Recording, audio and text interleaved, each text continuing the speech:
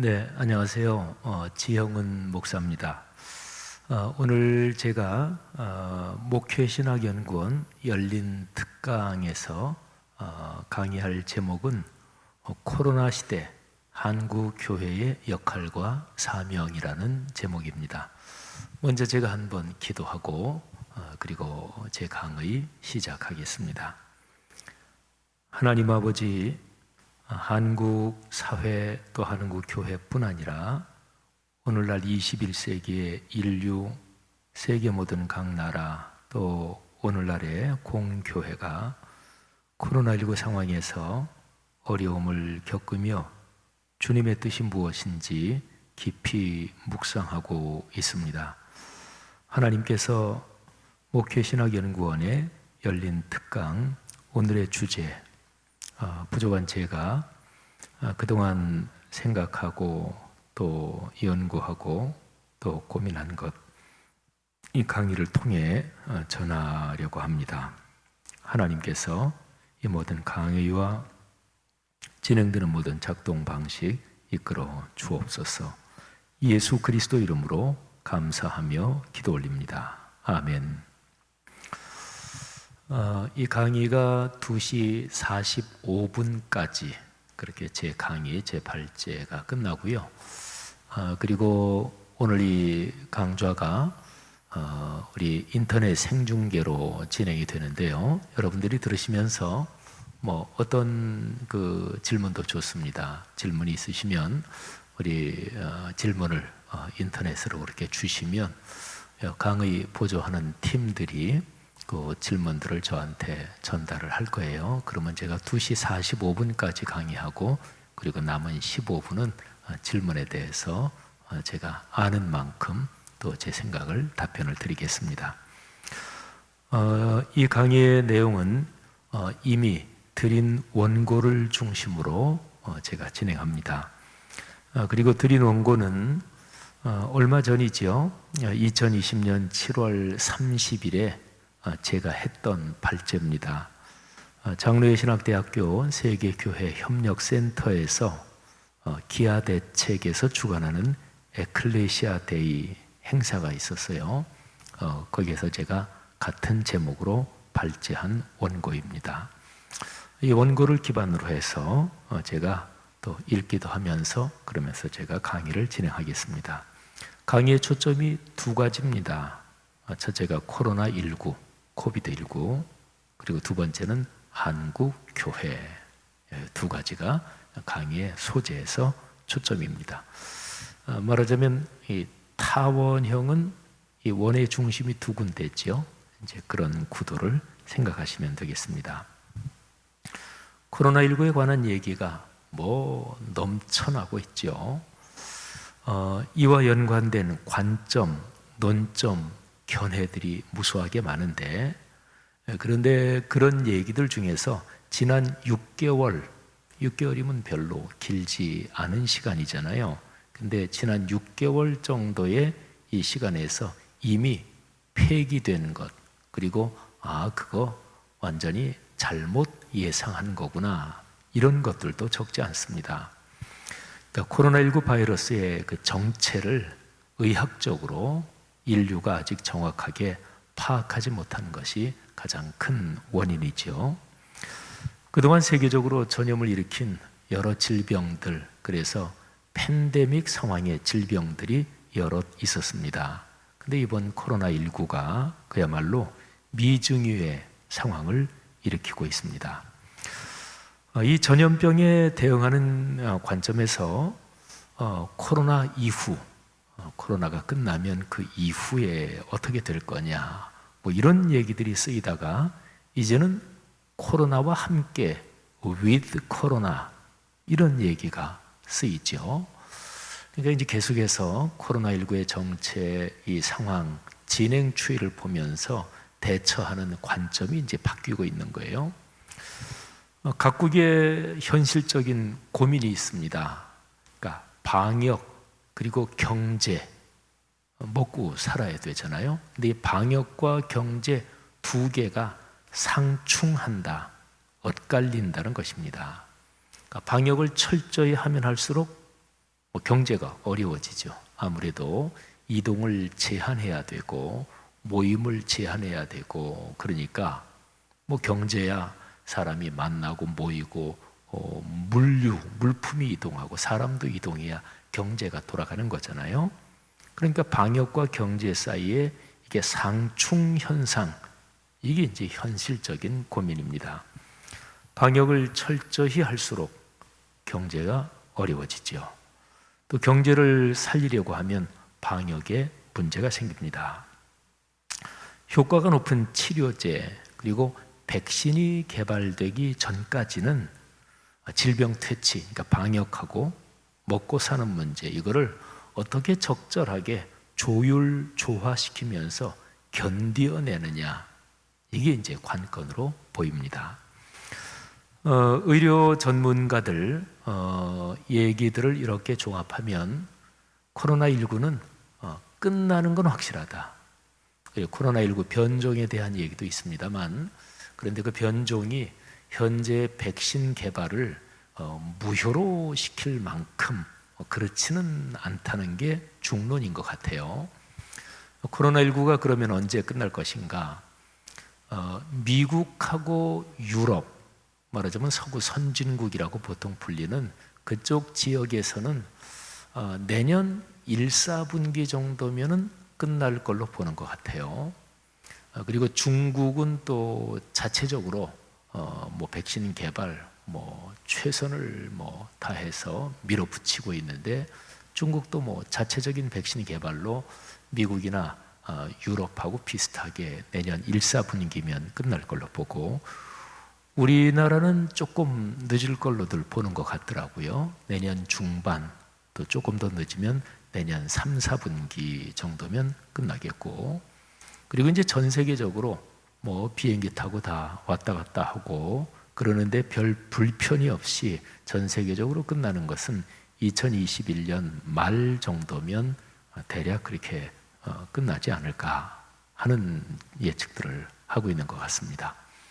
백신이 개발되더라도 백신의 보급이나 이런 데서는 아무래도 시간이 걸리겠죠. 그리고 백신이 개발되는, 또 거기에 투자한 이제 그런 쪽 국가들이 아무래도 먼저 보급이 될 테니까, 물론 코로나19가 끝나도 그게 완전히 끝나는 게 아니고 많이들 하는 얘기대로 뉴 노멀, 그러니까 코로나 이전의 일상으로는 돌아가지 못하고 전 인류가 새로운 삶의 방식에 적응해야 될 거다, 이런 얘기를 합니다만, 어쨌든 코로나19는 그렇게 대략 내년 말쯤까지 가면 종식될 거다. 이게 이제 현재까지의 예측인 것 같습니다. 코로나19와 연관된 가장 큰 담론으로는 문명사적 전환, 이 표현에 들어있는 담론입니다. 문명사적 전환. 그러니까 인류가 지금까지 걸어온 여러 가지 변화, 늘 인류의 삶은 변화를 통해서 이게 진행이 되잖아요. 근데 그 변화 중에서 가장 큰 변화, 그런 걸 가리켜서 문명사적 전환이라 그러죠. 그러니까 한 문명의 큰 흐름이 변한다. 역사가 돌아가는 것을 수레바퀴로 표현하면 역사의 큰 수레바퀴가 이제 지금 움직이고 있다, 이제 그런 거죠. 신자유주의적 경제 구조로 가속 페달을 지난 30년 동안 밟아왔습니다. 전 세계 경제가. 그러니까 신자유주의적 경제에서 제일 중요한 특징이 시장을 전부 다 통합하고 문을 열고, 그래서 이 파이, 피자 비슷한 둥그런 파이를 한번 생각한다면 이 파이를 가능한 대로 최대한도로 키워야 된다. 그리고 전 세계 모든 경제를 가능한 대로 규제와 장벽 이런 거 없애고 다 하나의 시장이 되도록, 그래서 그런 신자유주의적 경제가 지난 30년 동안 막 가속 페달을 밟아서 달려왔습니다. 그래서 이제 세계 경제 전체 규모는 팽창했지만 심각한 문제가 여러 가지 일어났죠. 빈부의 격차가 심해진 거, 그 다음에 생태적 지구 환경이 아주 심각한 상황으로 파괴된 것, 이런 것입니다. 발생 주기가 전보다 더 짧아지는 세계적인 전염병, 이게 기후를 비롯한 지구 생태 환경의 변화에 관련돼 있다. 그거는 이미 상식입니다. 근대 산업화 이후 대략 근대 산업화가 서구 사회를 중심으로 보통 그렇게 산업화가 진행이 됐으니까 한 1700년대 이후죠. 그 이후 한 100년 동안, 그러니까 1700년대 그리고 1800년대 들어서 더 본격적으로 이게 막 가속화되면서 한 100여 년 동안 지구 기온이 1도 정도 상승했다 그러죠. 그러니까 현재 상황으로 보면 하여튼 과거 100여 년 또는 100몇십 년 동안 1도가 상승했다. 그런데 여기에서 지구 기온이 1도가 더 오르면 지구가 스스로 회복될 수 있는 능력을 잃어버린다고 전문가들이 보고 있습니다. 사실은 기상이변 현상은 이미 인류가 매년 체감하는 현실이고요. 그리고 올여름 지금 이 강의를 하고 있는 이 8월 초순, 8월 지금 10일경인데 너무나 명백하잖아요. 올여름 우리 한반도의 집중호우, 이거는 예년에 경험했던 거하고는 아주 다른 양상으로, 그러니까 이제 지구 행성의 전체 기상이 마구 엉키고 있는 거죠. 자, 어떻게 하면 인류가 원만하게 생존할 수 있을까요? 특히 이제 코로나19 관련된 이런 세계적인 팬데믹, 이런 전염병과 연관해서는 국가가 상비군, 군대를 조직해서 늘 군대를 유지하고 운영하잖아요. 이것처럼 전염병에 관한 조직을 국가의 군대처럼 그렇게 상비군으로 조직해서 운용해야 한다. 이게 이제 빌 게이츠의 주장입니다. 저는 깊이 공감합니다. 인류 역사 현장에서 물질적인 현상 그리고 정신적인 가치, 저희 두 가지를 잘 생각해 보세요. 그러니까 물질적인 현상하고 그리고 이제 정신적인 가치, 이 두 개는 늘 서로가 영향을 주고받으면서 작동해 왔습니다.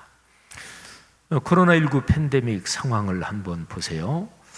국가적인 이해관계 또는 경제 상황, 이런 게 각 나라의 대통령 또는 수상, 총리, 각 나라의 최고 통치자를 부르는 이름이 좀씩 틀리죠. 또 공산주의 국가에서는 주석, 이런 이름으로 불리고, 근데 각 나라의 지도자들의 현실적으로는 자기 권력을 유지하는 게 최우선 관심사입니다. 통속적으로는 말이죠. 그런데 이 코로나19의 극복, 당연히 중대한 과제겠지만 이게 이제 각 나라 권력자들이 자기 권력을 유지하느냐, 아주 지금 비근한 예로 미국의 트럼프가 11월 대통령 선거에서 재선에 성공하느냐 아니면은 떨어지느냐, 이런 게 다 이제 여기에 걸려 있는 거죠.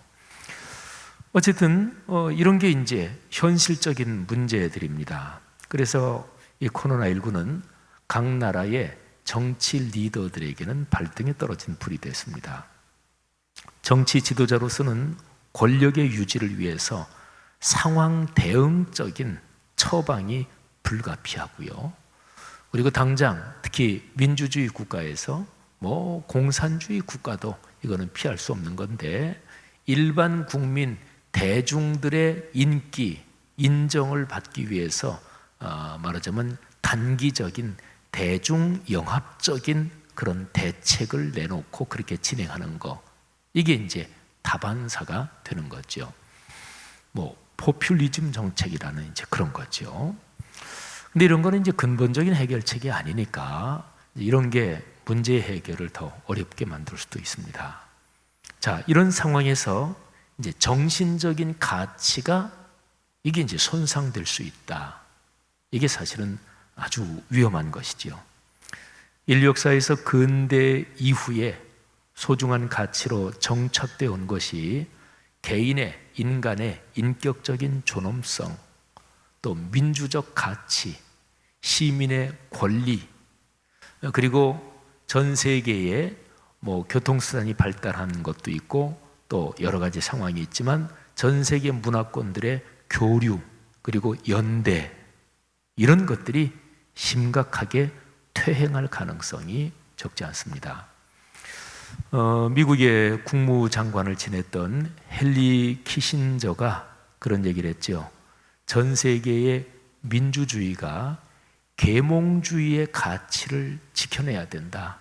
이 코로나19 상황에서 계몽주의의 가치가 이게 퇴행할 우려가 있고, 그리고 인류가, 세계가 성과학 시대로 돌아갈 우려가 크다. 성과학 시대, 이거는 뭐냐면 각 나라마다 문을 닫고 아주 자국 이기주의로 이렇게 돌아간다는 거죠. 저는 이 헨리 키신저의 우려에 저도 같은 생각을 가지고 있습니다. 근데 여기서 잠깐 우리 기독교인들한테 계몽주의가 어떻게 인식되고 있느냐, 이거를 잠깐 언급할 필요가 있습니다. 기독교인들 중에서 계몽주의 그러면 거부감을 느끼는 사람들이 꽤 있는 것 같아요. 그래서 계몽주의 그러면 그거는 인본주의다, 그거는 비기독교적이다, 이렇게 생각하는 사람들이 있는 것 같아요. 그런데 이제 서구 근대 역사에서 1600년대 그리고 1700년대 1500년대 종교개혁 이후로 기독교 인문주의라는 게 쭉 이어지기도 했죠. 근데 계몽주의라고 하는 거에는 반기독교적이고 비기독교적인 계몽주의도 있어요. 대표적으로 프랑스의 사상가 볼테르 같은 사람이 대표적이고요. 하지만 계몽주의에는 기독교 계몽주의도 있습니다. 이 점이 중요합니다. 물론 신학과 신앙에서 근본주의 신학의 입장을 가진 사람은 기독교 계몽주의도 거부하고 부정적인 걸로 보는 경향이 강하겠죠. 근데 어쨌든 계몽주의 중에서 기독교 계몽주의가 있습니다. 그리고 종교개혁 시대에 에라스무스 같은 우리 기독교의 아주 중요한 지도자, 그 사람이 인문주의라는 그런 운동의 중심에 있었던 사람이죠. 우리 한국교회에서는 미국이란 나라를 청교도 정신 위에 세워졌다, 이렇게 얘기를 하죠. 일반적으로는 맞는 얘기입니다. 그러니까 유럽에서 신앙의 자유를 찾아서 그래서 미국으로 건너온 사람들, 이 사람들이 이제 주축이 돼서 미국이란 나라가 건설이 됐으니까요.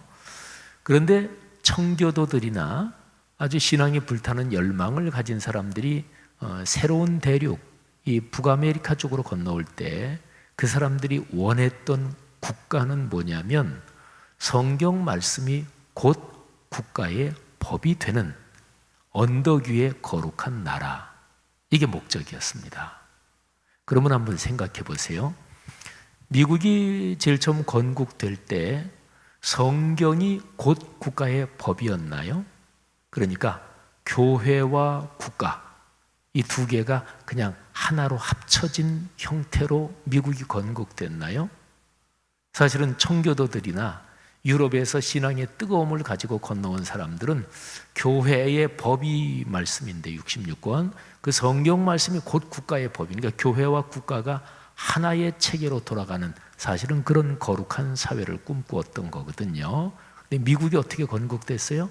미국은 건국될 때부터 정치와 국가와 교회, 정치와 종교가 분리된 사회, 그런 구조로 건국이 됐어요. 그러니까 미국이 건국된 거는 아주 정확하게 말하면 청교도 신앙의 정신은 물론 바탕에 깔려 있지만 국가 제도는 청교도들이 원했던 제도로 건국된 나라가 아니에요. 그러니까 미국의 건국은 제도적으로 보면 기독교 계몽주의의 틀 위에서 건국된 게 미국입니다. 그래서 존 로크의 계몽주의라든지 말하자면 개인의 인격적 자유와 존엄성을 인정하고 양심의 자유와 종교의 자유, 종교에 대한 관용을 기본적으로 인정한, 그래서 국가가 종교에 관여할 수 없다. 이런 게 이제 미국의 구조가 이제 그런 거죠. 자, 어쨌든요, 계몽주의의 가치, 이거는 기독교적으로도 아주 중요하고요. 또 기독교적인 정신이 계몽주의의 발달에 도움이 됐는데, 그 핵심적으로는 개인의 인격적인 존엄성, 개인은 인격적으로 존엄한 존재다. 개인의 생각과 또는 사상과 그런 자유가 보장돼야 된다. 뭐 이런 게 이제 계몽주의의 가치들이에요.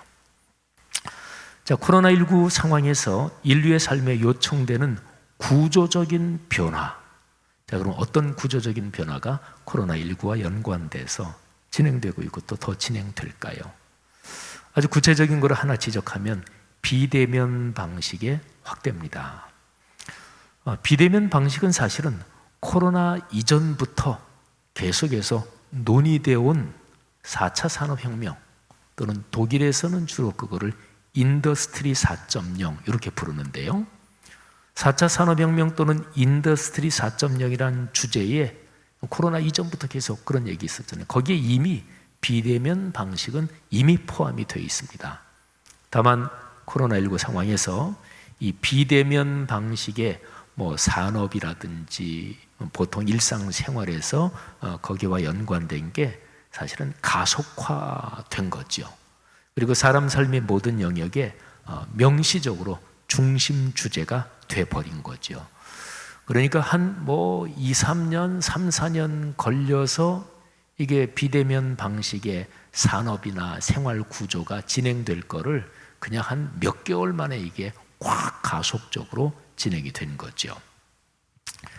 디지털 구조에 근거한 정보통신 기술이 비약적으로 발전하고 있고, 또 인공지능, 로봇 산업, 사물 인터넷, 사람과 또 여러 가지 물건들 사이를 이어주고, 또 빅데이터, 뭐 이런 것들이 복합돼서 모든 게 연결되는 게 이제는 초연결성이라 그러죠. 뭐 속도는 말할 것도 없고, 그리고 전 세계가 아주 그냥 강력하게 연결되는 초연결성, 이런 게 이제 상상을 초월할 정도로 더 강하게 작동될 것입니다. 이런 비대면 방식은 산업, 경제 구조에는 물론이고요, 인간 정신과 사고 구조에까지 깊게 영향을 끼친다 하는 거죠. 비근한 예를 한번 들어볼게요. 요즘은 글을 정확하게 말하면 글 쓰는 게 아니라 컴퓨터나 자판으로 글을 치지요, 그죠?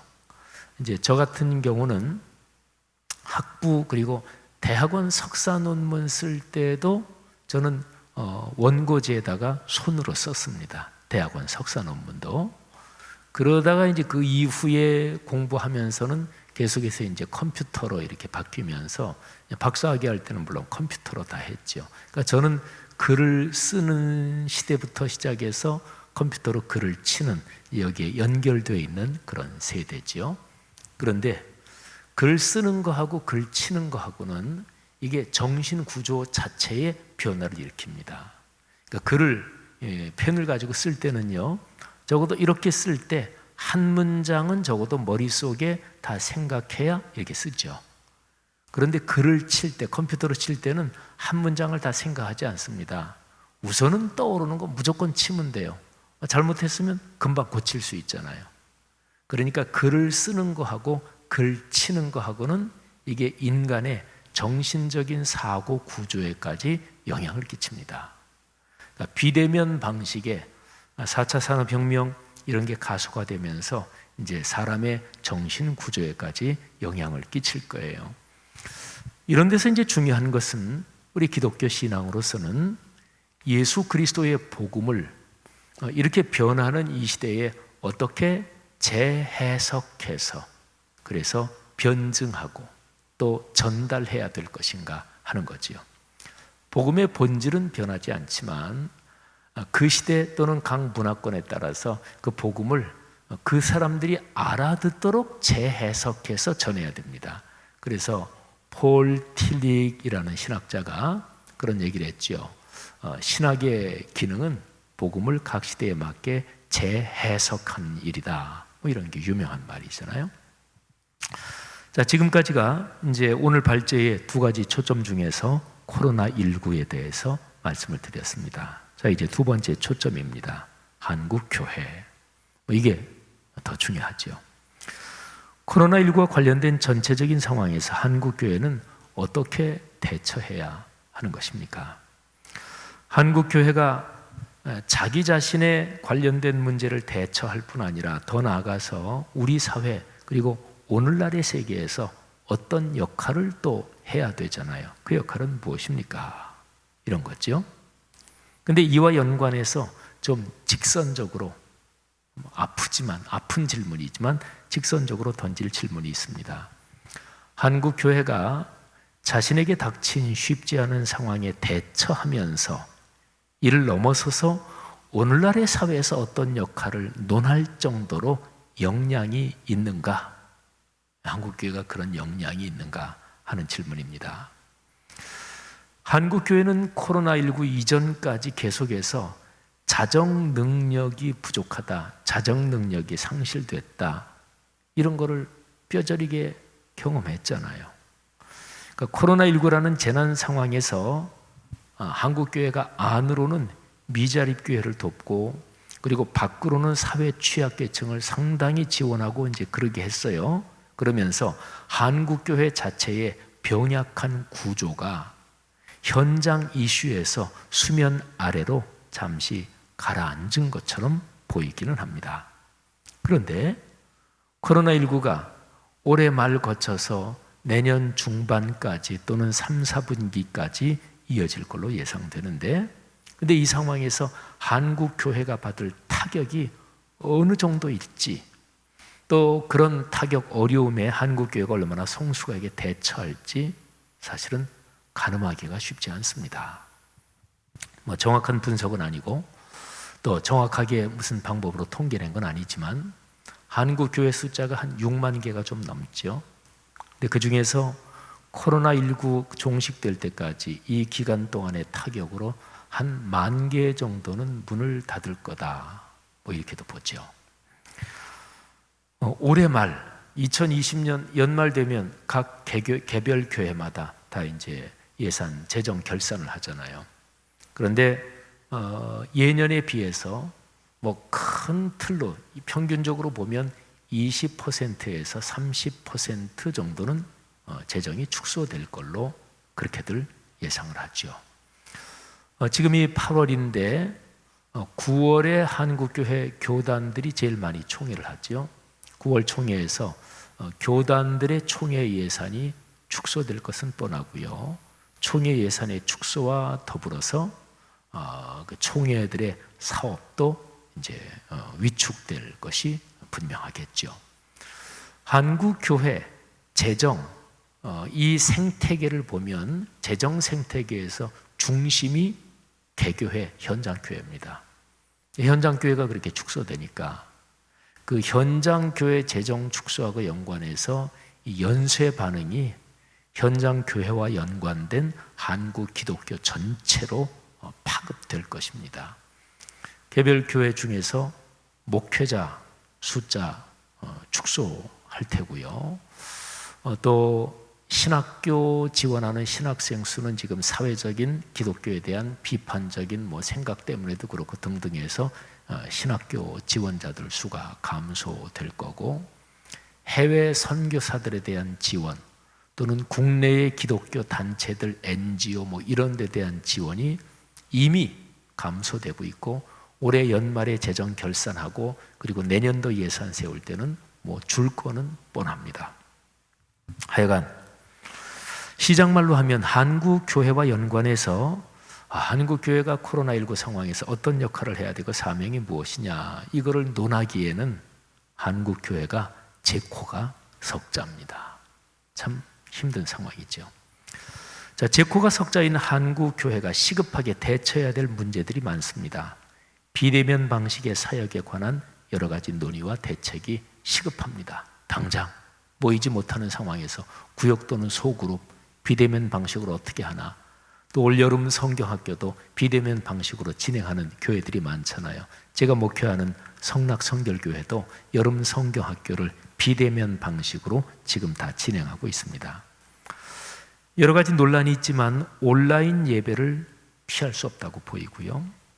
온라인 성찬식이 가능한 거냐 어떠냐 논쟁거리입니다. 신방, 구역, 속회 등 다양한 소모임, 성경 공부나 여러 훈련 등에서 비대면 방식의 기술을 최대한 활용해야 합니다.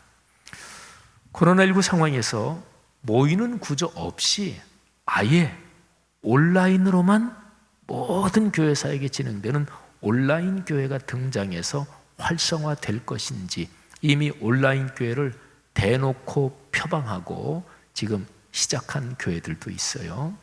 근데 그게 과연 활성화될 것인지 초미의 관심사이기도 합니다. 사실은 미국에 오래전부터 존재하는 텔레비전 전도자들의 사역은 구조적으로 이미 온라인 교회예요. TV로 설교하고 헌금도 받고 모든 거 다 하고 전혀 모이지는 않고, 그러니까 이제 미국 기독교 사회에서는 온라인으로만 하는 그런 사역이 이미 사실은 진행되고 있는 거죠. 오프라인으로 모이지 않고 그냥 온라인으로만 모이는 교회, 그 가능성, 만일에 우리 한국 교계에서 그런 쪽으로 말하자면 충분한 효과를 내는 교회들이 생기기 시작한다면 한국 교회 생태계는 굉장한 범위로 변할 것입니다. 그러나 위에서 얘기한 지금 이런저런 제가 지금 얘기한 시급한 대처, 현실적인 대처, 이거는 모두 현실 상황에 대한 대응이죠. 근데 문제는 이게 근본적인 해결은 아니다 하는 거죠. 자, 코로나19 상황에서 한국 교회의 갱신과 개혁, 이게 이제 근본적인 해결책입니다. 현상적인 문제 대응해야 돼요. 현실적으로 해결해야 될 거 빨리 해결도 하고 또 대처도 하고. 그런데 더 중요한 거는 근본적인 대책인데 그게 바로 교회 개혁, 갱신이다 하는 거죠.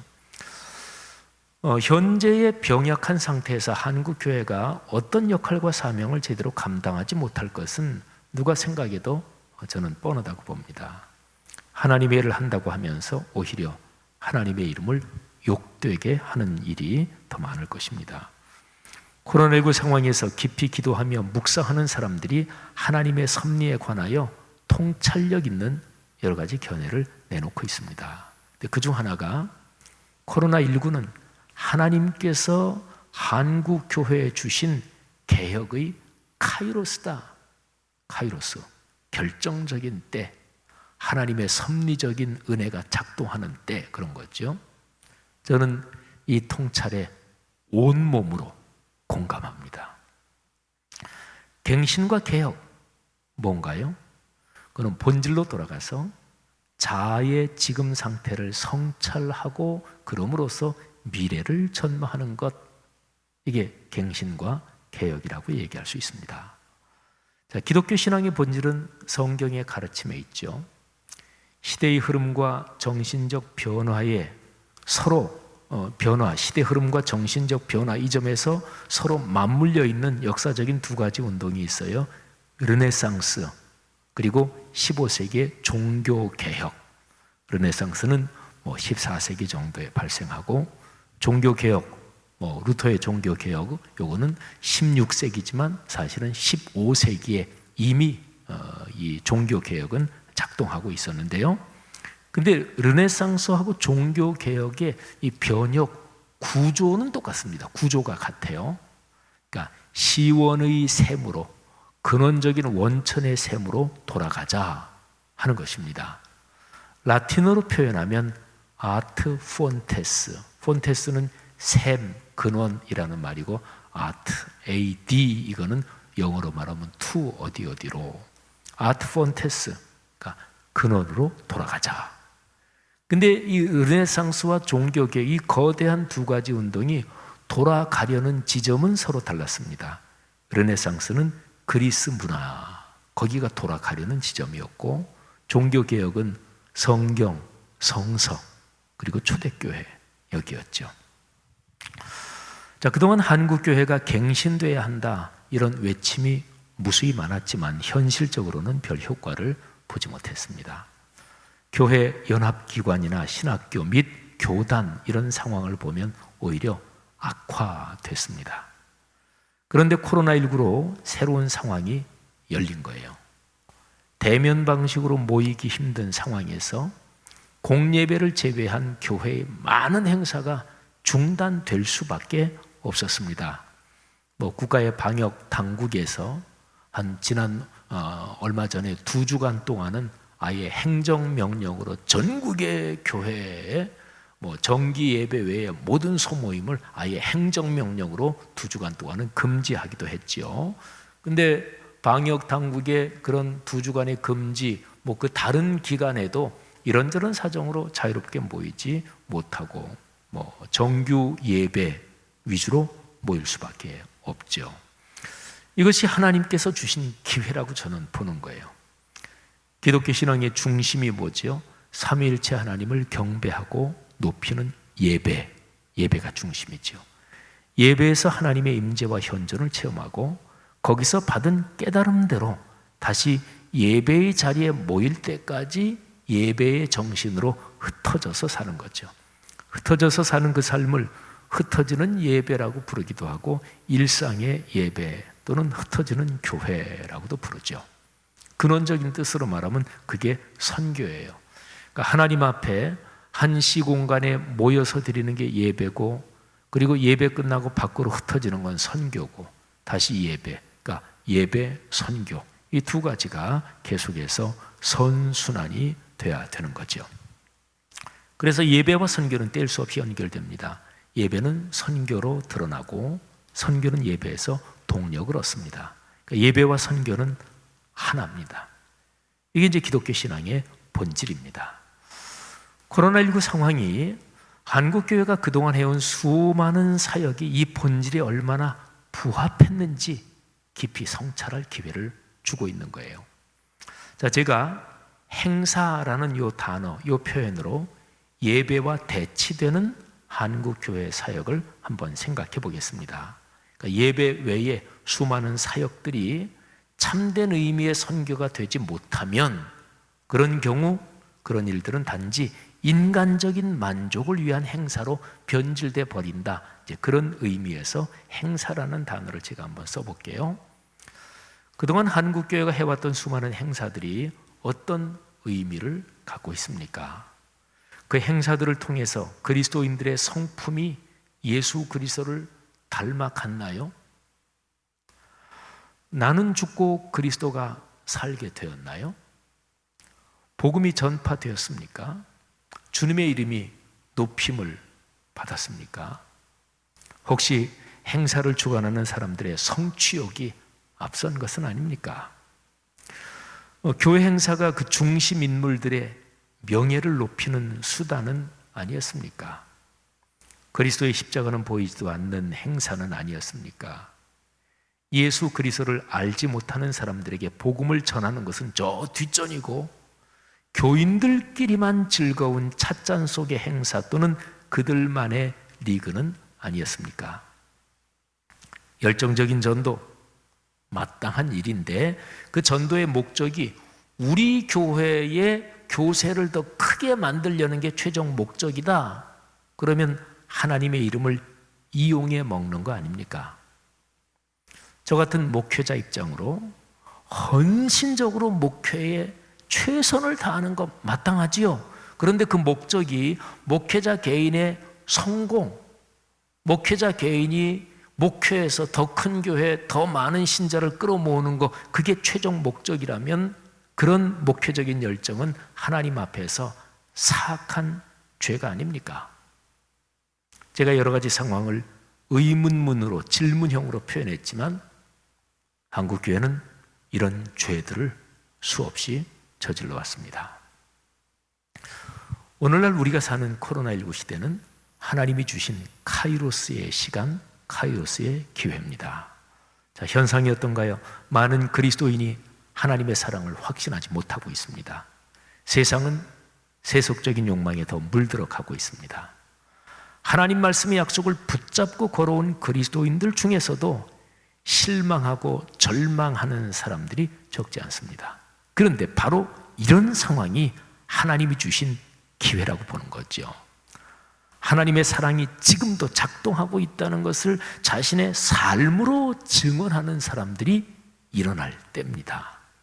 거룩한 말씀에 기록된 하나님의 사랑을 확신하고 거기에 삶을 거는, 말하자면 성경의 표현으로 하면 하나님의 남은 자들, 거룩한 그루터기가 떨치고 일어날 때입니다. 예수 그리스도의 십자가에서 드러난 하나님의 사랑이 세상을 구원한다, 이 기독교 신앙의 본질을 다시금 세워갈 카이로스의 기회가 지금 코로나19 시대다, 이렇게 보는 거죠. 자, 예배당에 나와서 예배 드리는 교인 수가 줄었어요. 재정 감소는 자연스러운 결과고요. 교회가 전통적인 방식과 비대면 방식을 병행하면서 교인 수와 그와 연결된 재정의 감소, 이거를 얼마나 잘 추슬러 갈 수 있을지가 사실은 현안 문제입니다. 그러나 예배의 본질과 선교의 본령을 깊이 묵상하며 대전환을 감행하는 것, 갱신하는 것, 이게 근원적인 해결입니다. 어느 교회든 현재 그래도 예배당에 모이는 교인들은 그 교회 전체 교인들 중에서 헌신적인 사람들이죠. 그렇죠?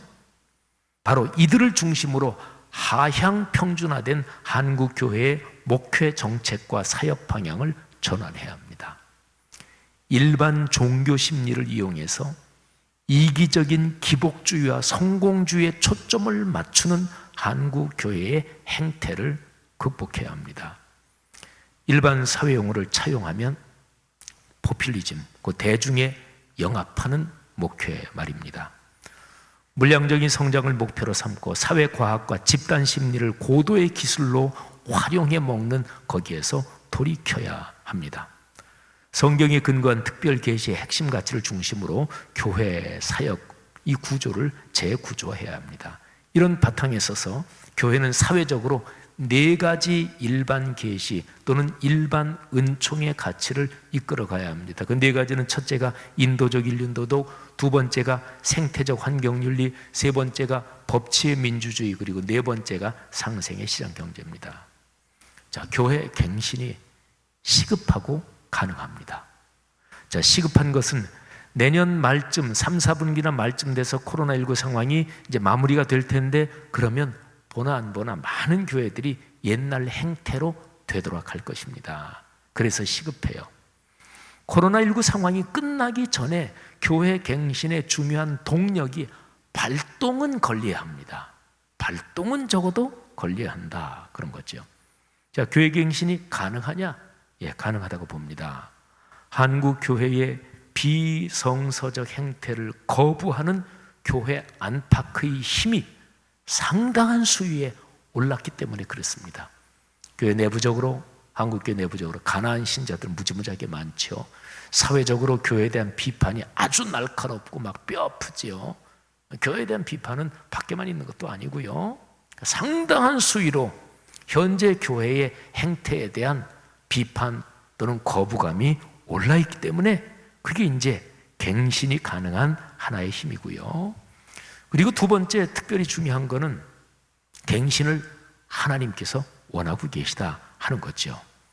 그런데 어느 특정한 교회나 집단을 중심으로 일정한 영역에서 일어나는 부분적인 갱신은 신실한 신앙을 가진 사람들이 헌신하면 가능합니다. 그런데 한 문화권 전체, 굉장히 광범위한 지역에서 일어나는 개혁과 갱신, 이거를 포괄적이고 일반적인 갱신이라고 할 수 있을 텐데, 이것은 하나님이 하십니다. 하나님이 주도하시고 때가 차면 하나님께서 강하게 일으키십니다. 우리는 그 시기를 정확하게 알지 못합니다. 다만 코로나19 전염병의 상황이 하나님께서 섭리하시는 갱신의 카이로스이기를 간절히 바랄 뿐입니다. 자, 보통 하는 말로 악마는 디테일이 있다 그러죠. 그러면 하나님의 일은 명분, 곧 하나님의 뜻이 기본이고요. 거기에 악마보다 더 정교한 디테일로 진행돼야 합니다. 한국교회 갱신에서 목회자들, 선교사들, 신학자들이 먹고 사는 것이 실제적인 문제입니다. 이 디테일을 관심 가져야 돼요. 사회에서 기업의 구조조정, 언제나 인력 감축이 중심이잖아요. 교인 수 재정이 줄면 목회자 일자리가 줍니다. 선교사들이 받는 재정 타격 거의 동시적이고요. 신학자들의 직장 감소가 여기에 연결됩니다. 그러니까 목회자, 선교사, 신학자 외에 교회 현장 교회에서 후원하는 재정으로 움직이는 한국 기독교 영역의 모든 단체도 연쇄 반응으로 타격을 입을 거예요. 가족들 먹여 살리는 일, 아이들 결혼시키고 자기 내외의 노후의 생존을 유지하는 일만 원만하게 된다. 그러면 그래도 신앙의 길을 걸어온 사람들이니까 개혁이 가능하리라. 현실적으로 디테일하게 본다면요. 물론 개혁은 생존을 걸고서도 감행하는 것이지만, 그러나 현실적으로 보면 개혁 갱신의 과정에서 아까 얘기한 것처럼 목회자, 신학자, 선교사 또는 교회와 연관돼서 월급을, 돈을 받으면서 일하는 유급 사역자들의 먹고 사는 일이 원만하게 되도록 방법을 찾아야 합니다.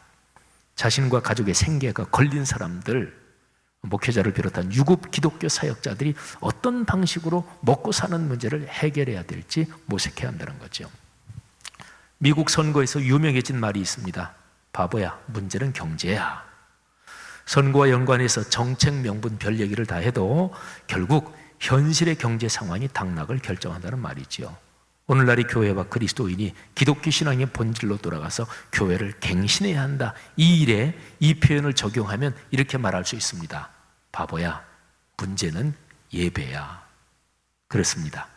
신앙이 살고 죽는 것, 신앙의 삶에서 복과 저주가 갈리는 요건이 예배입니다.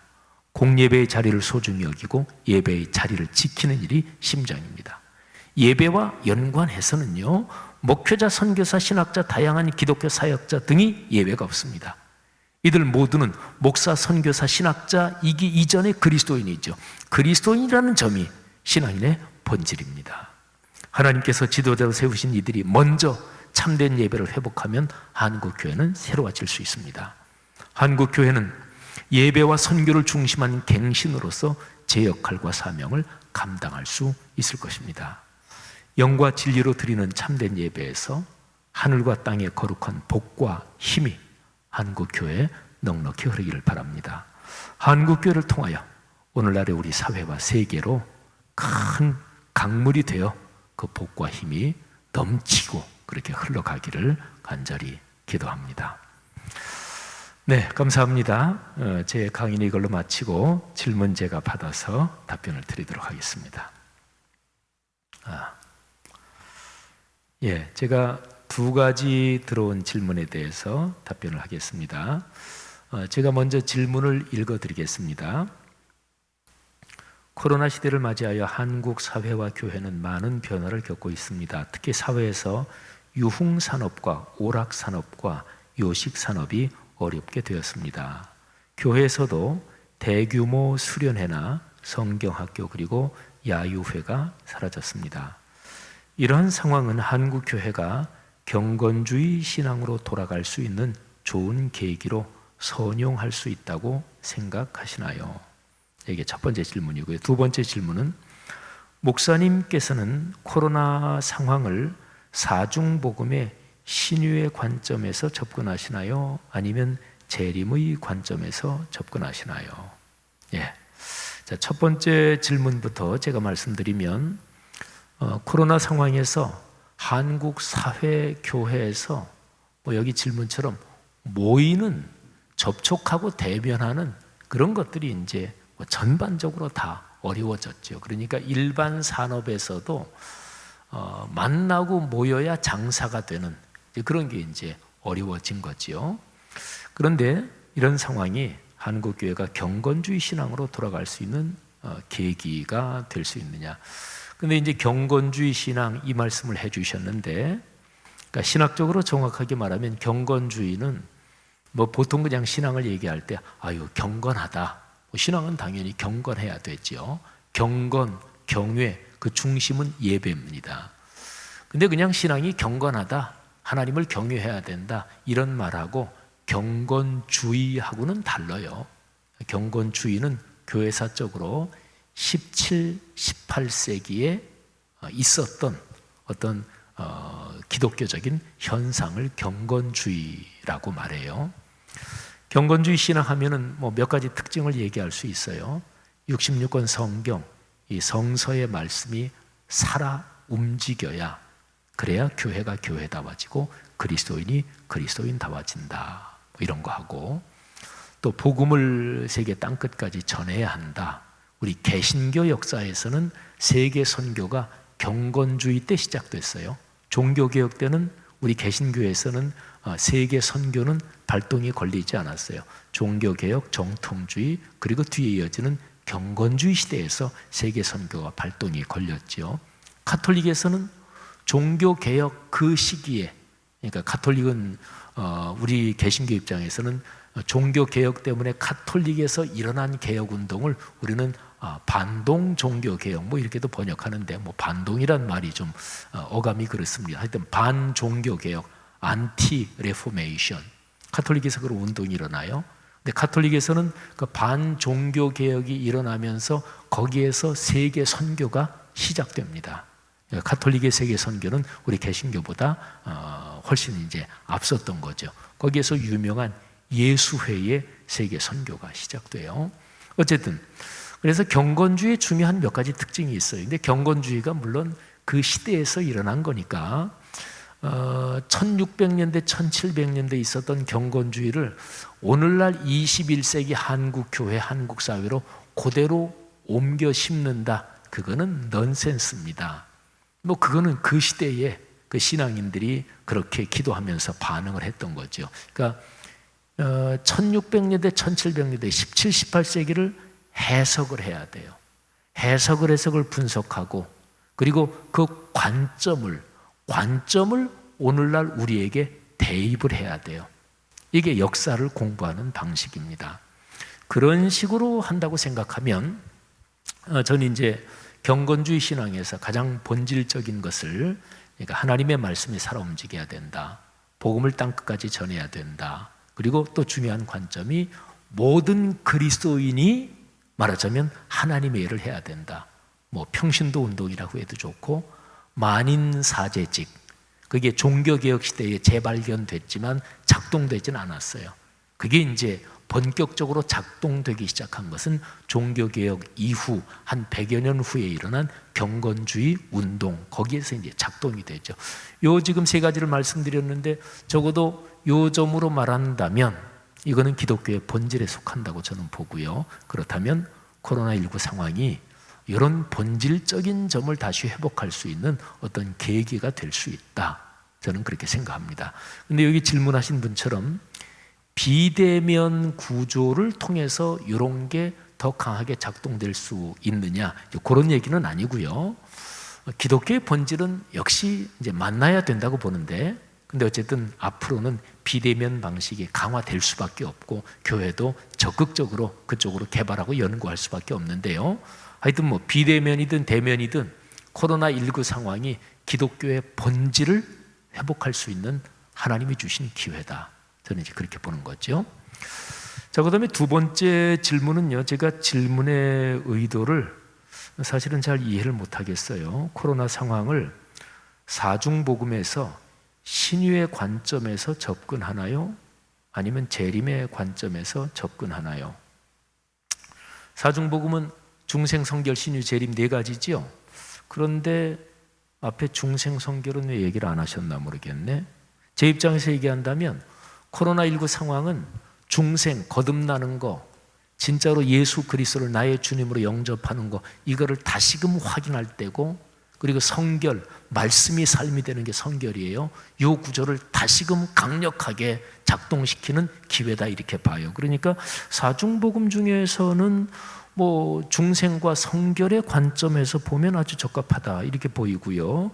신유의 관점에서 본다면 뭐 그렇죠. 신유가 뭐 치유라는 걸로 보니까 신체적인 병을 치료하는 것만이 아니라 정신과 영혼이 올바른 기독교 가치관으로 회복되는 것, 또는 사회 부정 불의가 올바르게 이 사회에 하나님 나라가 이루어지는 것, 이거를 포괄적으로 신유라고 볼 수가 있어요. 그렇다면 코로나19 상황은 신유의 좋은 기회다, 이렇게도 볼 수 있고, 재림의 관점, 뭐 우리 교단에서 서울신학대학교의 그 사중복음 연구한 팀들이 벌써 전에 내놓은 어떤 관점에서 제가 아주 깊이 공감하는 것은 재림이 오늘날 이 살고 있는 그리스도인들한테 정의와 연관이 있다. 아주 전 굉장히 중요하고 탁월한 관점이라고 봐요.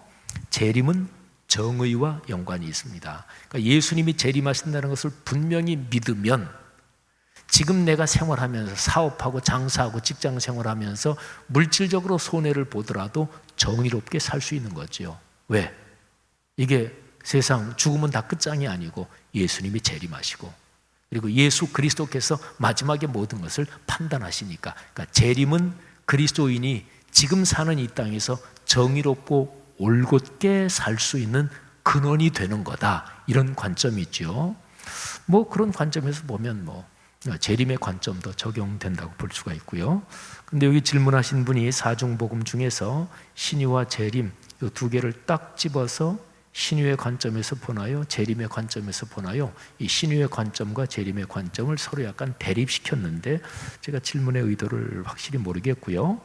제가 보기에는 사중복음 어느 관점이고 연결 안 되는 게 있겠어요? 다 연결이 되죠.